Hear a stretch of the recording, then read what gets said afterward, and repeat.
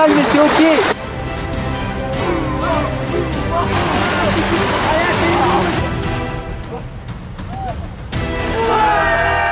On va se geler le cul, je pense. Ça va être terrible. Ce gars-là, c'est Charles. Il est petit, moustachu, avec un sourire aussi large que son sens de l'humour. Mais derrière cette allure tranquille se cache quelqu'un qui a décidé d'aller explorer les limites de l'inconfort pour mieux redécouvrir la simplicité du quotidien. Avant d'en arriver là, Charles était parachutiste dans l'armée française, le genre de gars à qui on donne un ordre et qui fait exactement l'inverse. Trop rebelle pour l'armée, il décide un jour de partir. Le problème, c'est que Charles se retrouve face à un autre combat, cette fois contre lui-même. Je commence à faire des plaques, du psoriasis, à perdre mes cheveux. C'est là qu'il rencontre Wim Hof, surnommé l'homme des glaces, célèbre pour ses capacités exceptionnelles à résister à des conditions extrêmes grâce à des techniques de respiration spécifiques. Pour vous donner une idée rapide, Wim Hof il détient 26 records du monde complètement hallucinants.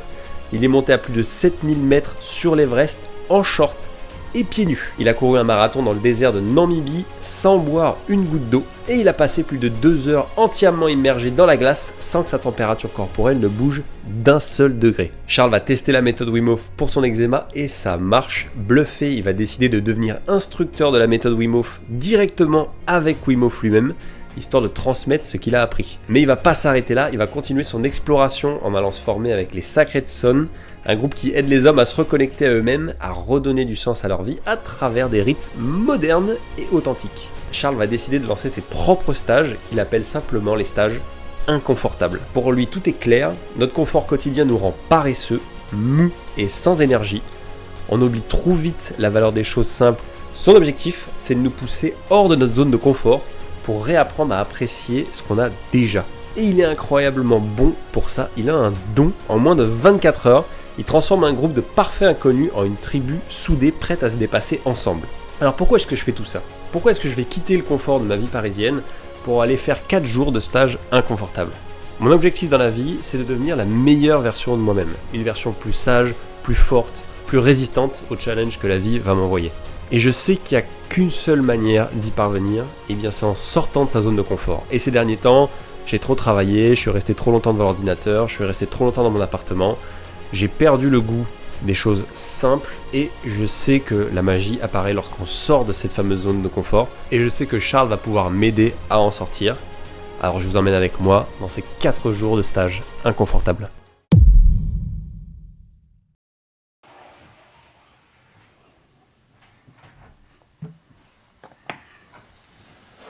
Et ben c'est parti. Il y a un mec qui a ronflé juste toute la nuit, du coup là j'ai un sommeil éclaté. Bon, Charles, tu nous emmènes où là ? On va aller chercher le soleil. On va chercher le soleil ? Ah, dehors, il n'y en a pas. Ouais, là il n'y en a pas beaucoup du soleil. On va faire en sorte d'aller le chercher.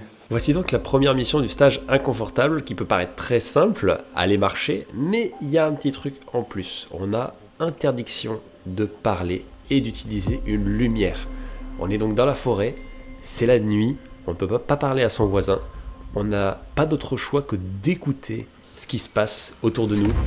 On entend les bêtes, on entend les animaux, on voit pas très bien où on met les pieds, on trébuche même plusieurs fois.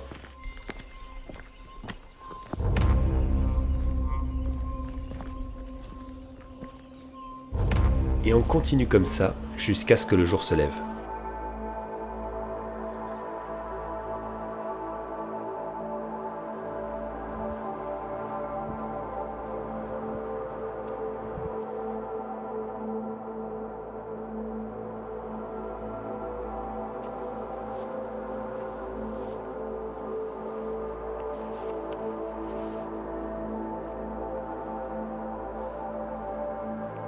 Une fois arrivé au sommet, on n'a toujours pas le droit de parler.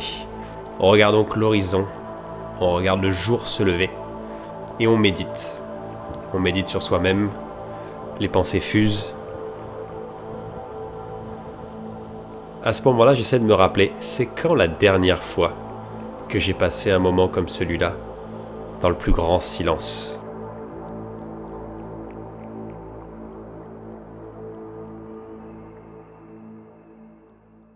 En 2 jours et demi, on va vivre plein d'expériences ensemble, plein de choses confortables ou inconfortables. On va profiter de Léa qui s'est réveillée avec nous pour nous permettre d'accueillir le soleil comme il se doit. Et je vous invite, pendant qu'on fait ces mouvements, à bien choisir votre premier mot que vous aurez envie de prononcer aujourd'hui. Et je voudrais que ce mot il résonne avec votre intention que vous avez envie de se mettre dans ce week-end. Choisissez bien votre mot. Et c'est quand on se tait pendant longtemps qu'on se rend compte que les mots sont précieux et que les mots sont lourds de sens.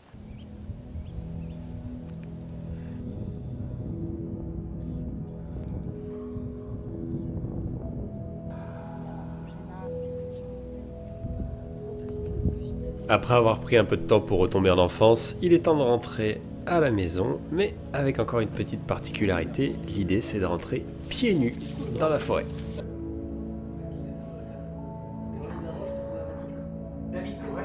Parmi tous les outils que Charles va utiliser, il va utiliser la méthode Wim Hof, et il est peut-être temps que je t'en parle. La méthode repose sur 3 piliers, la respiration, l'exposition au froid et le mental. La respiration, c'est ce qu'on s'apprête à faire ce matin. Le pilier de la respiration, personnellement, moi c'est celui où j'ai eu le plus du mal à le comprendre et à rentrer dedans, parce que c'est un exercice qui demande quand même pas mal d'engagement et de discipline, et à faire tout seul chez soi. Je sais pas si on a déjà essayé de faire de la respiration tout seul chez soi avec l'application Wim Hof, et bien c'est un peu chiant. Parce que tu es tout seul, tu es en train de mesurer, tu es en train de compter, tu sais pas si tu le fais bien, tu es encore dans le mental parce que tu es en train de chronométrer tes respirations. Et j'ai vraiment, pourtant voilà, je me suis même formé à Wim Hof pendant 1 an, donc j'ai fait des respirations 3 fois par semaine pendant 1 an, et j'ai compris la respiration que quand je me suis laissé guider par quelqu'un d'autre. Et là j'ai compris la magie de la respiration, qu'en fait le but c'était d'abandonner pour gagner. Et là c'est un peu le truc qu'on va essayer d'aller chercher ce matin, de lâcher, d'abandonner, de se laisser glisser pour profiter et pour aller chercher un état de conscience un petit peu modifié. Ventre, poitrine, relâche. Et on continue. Ventre, poitrine, relâche. Pas plus vite. Ventre, poitrine, relâche. 3. Ventre, poitrine, relâche. L'objectif de la respiration, c'est de réveiller des régions de ton cerveau dont tu as perdu le contrôle. C'est de t'apprendre à rester calme dans des situations de stress de la vie ou par exemple lorsque tu iras dans le froid plus tard dans la vidéo. C'est une très bonne technique pour se sentir apaisé ou lutter contre le stress, mais qui peut parfois générer des réactions assez surprenantes. L'objectif de la respiration, c'est d'inspirer beaucoup plus d'oxygène que ce que tu en expires. Et Charles va nous guider pendant la prochaine demi-heure à travers ce voyage. 2, 1, on remplit au max. On remplit, on fait l'effort. Dernier effort et on bloque. Tout cet oxygène qu'on vient de prendre, on l'envoie derrière, au-dessus de notre tête. On l'envoie des gens à gauche, à droite. On l'envoie en dessous de nos pieds. Trouvez votre vague, votre océan, votre rythme. C'est votre cycle. Allez chercher un petit peu plus d'amplitude. Allez plus loin dans l'exercice. Autorisez-vous à être curieux. Autorisez-vous à vivre intensément cet exercice. Allez chercher plus d'oxygène. Et on commence notre dernier temps de rétention poumon vide. Et on laisse le corps profiter du moment.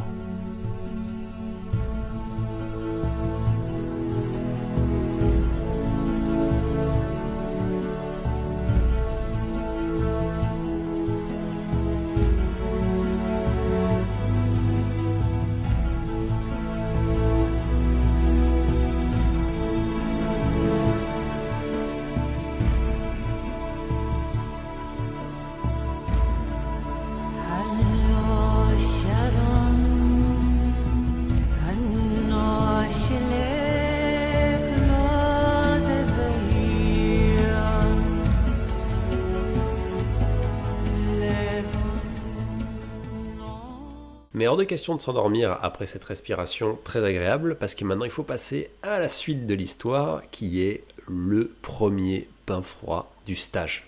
Qui veut commencer? De toute façon, vous êtes tous y allés. Donc là, l'intention, c'est d'aller se mettre dans le froid, d'aller se mettre dans un environnement stressant pour le corps. Donc il y aura une réaction de stress, c'est normal. Vous aurez envie de augmenter votre volume respiratoire. Le seul but où vous devez vous concentrer, c'est de rester le plus calme possible.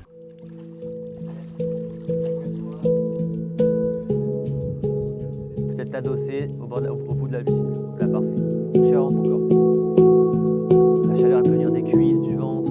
Connecte-toi à cette chaleur. Ça aura une belle couleur rouge. Elle est bien fraîche. Bon, et au fait, ça c'est un bain frolotte. Il descend jusqu'à 3 degrés. Il n'y a même pas besoin de glaçons. Il suffit juste de mettre la température qu'on veut. Et on a son petit bain froid à la maison. Si le bain froid vous intéresse, il y a un lien en description. Il est temps de manger un morceau et de se reposer parce que maintenant on va passer à la seconde partie de la journée. On n'a aucune idée de où on va, mais Charles nous emmène dans les sentiers, dans la forêt. Bon, Charles vient de nous amener à cette rivière. On est en plein hiver dans les Pyrénées. Et apparemment, on va se baigner dedans. Et elle est à 10 degrés. Tout pile. Comment tu te sens pour ce nouveau bain froid? Eh ben, je commence à avoir froid. C'est vrai? Ouais. T'es pas encore rentré dedans, hein? Ouais, je sais. Liliane, est-ce que t'es prêt à sauter à la flotte? Plus que jamais.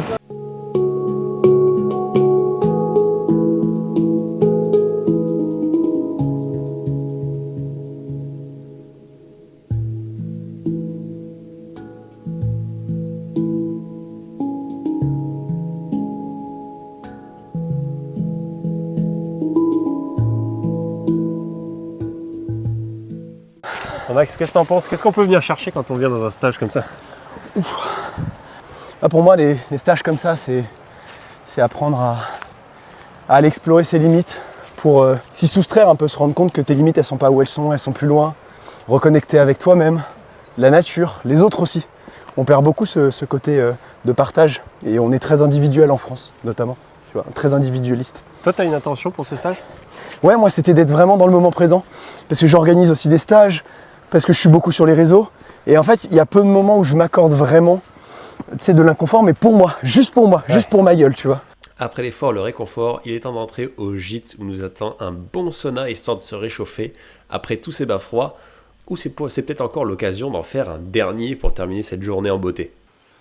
Bon, 3e jour, et aujourd'hui ça devrait être un peu plus inconfortable, tout simplement parce que nous partons en montagne et qu'il pleut.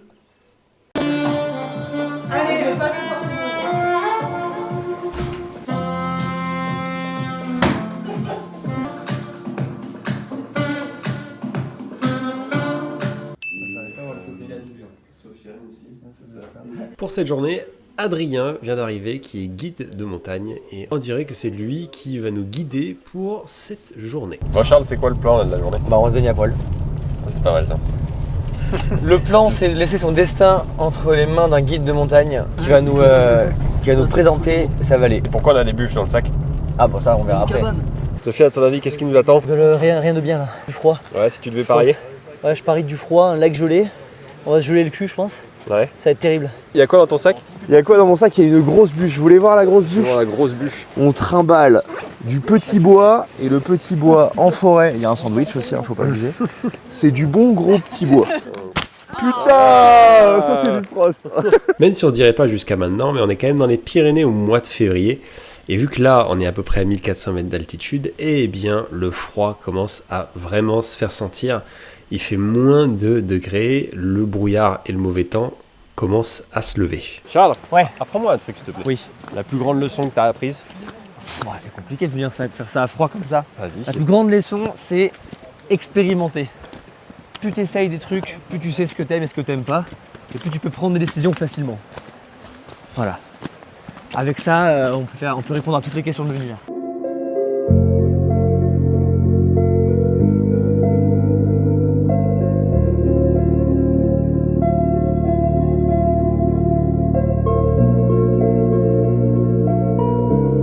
Et certains d'entre nous sont clairement pas très équipés pour ce type de température, malgré leur résistance initiale au froid.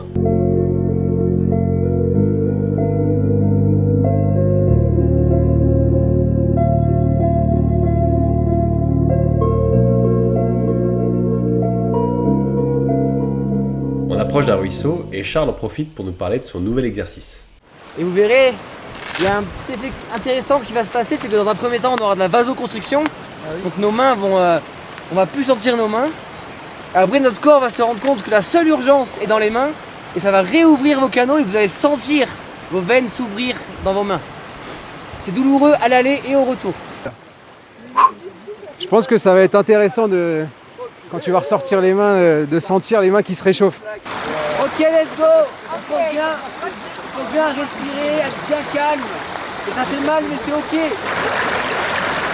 Et on dit oh sa mère l'hypothèque. T'en veux 3 mains.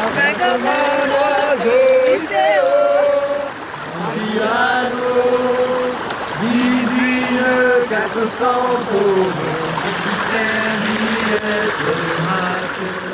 C'est effectivement très impressionnant. Au début, le froid pique tellement qu'on dirait qu'on nous plante des coups de couteau dans les mains. Et les 40 premières secondes sont absolument horribles. Et au bout d'une minute, à peu près, effectivement, on a l'impression que d'un seul coup, il y a de la chaleur dans les mains. Et c'est le corps qui est tellement intelligent qui dirige du sang chaud vers les mains pour les réchauffer.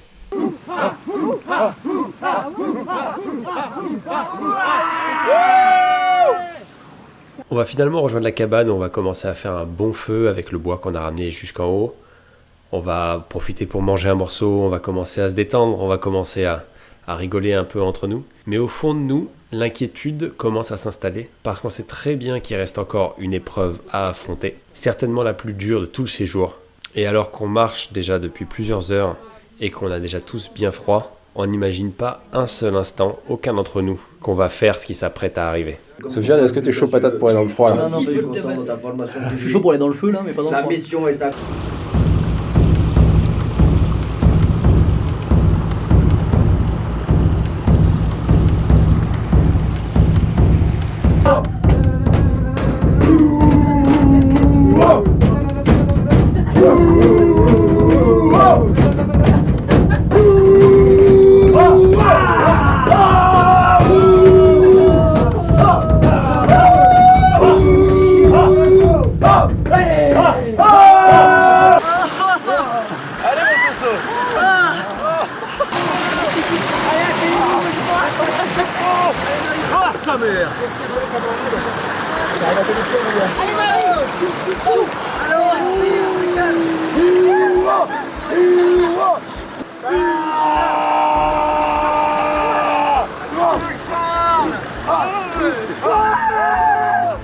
Si on nous avait dit qu'on serait capable de se baigner dans une eau à 4 degrés, au milieu des montagnes, en plein hiver, à 1600 mètres d'altitude, je pense que personne dans le groupe ne l'aurait cru.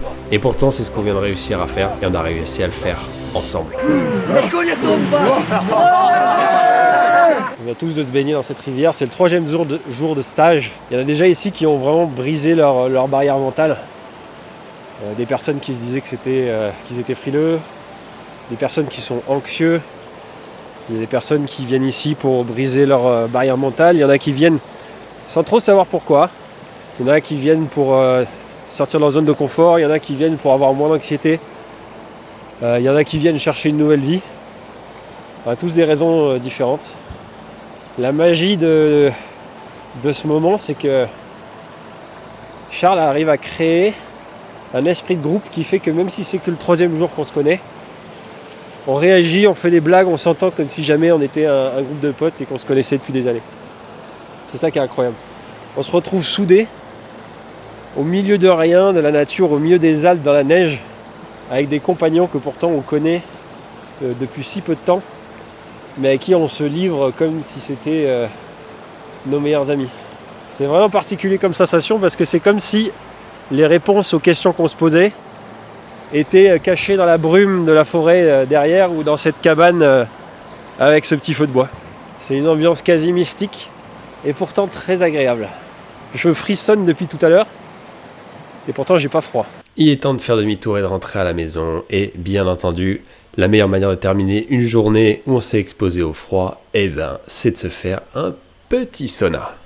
Le soir, la magie s'installe. On vient sûrement de réaliser le défi le plus dur de tout le séjour, se baigner dans une rivière avec une eau à 4 degrés, au sommet des Pyrénées à 1600 mètres d'altitude. On est fiers de l'avoir fait ensemble, et ce soir, on reprend goût aux choses simples. Un bon repas chaud, avec des amis, de la musique, des chants, des rires, des blagues. On est juste heureux d'être en vie. Bon, c'est le dernier jour de stage, il fait un temps magnifique. On n'a aucune idée de ce qui est prévu aujourd'hui pour le programme. On devait juste se lever à 8h30, ça va être la surprise. Le programme de la dernière journée était un peu spécial. On a eu droit à une méditation guidée et un atelier de respiration avec un chaman. C'était quand même un peu particulier. Le chaman a réussi à faire ressortir des choses très très très profondes chez les participants. Bien entendu, je ne peux pas en parler dans cette vidéo parce que c'est hyper personnel, mais si tu veux en savoir plus, il va falloir que toi aussi tu ailles au stage inconfortable. Je te mets l'Instagram de Charles dans la description. Si tu souhaites toi aussi participer, je t'invite à le contacter. Alors, quelle est la conclusion de ce stage inconfortable ? Je repars avec deux choses. La première, c'est de nouveau un goût pour les choses simples, Un café chaud, un bon repas, une douche chaude, des choses de tous les jours, mais on oublie à quel point c'est précieux et qu'on redécouvre que lorsqu'on vit dans l'inconfort. Et l'autre chose, c'est une citation qui dit que l'important, c'est pas le voyage, mais avec qui on voyage. Et ces 4 jours de rire, de blagues, d'échanges, de musique avec ce groupe, c'est certainement ce que j'ai trouvé de plus précieux au fin fond des Pyrénées.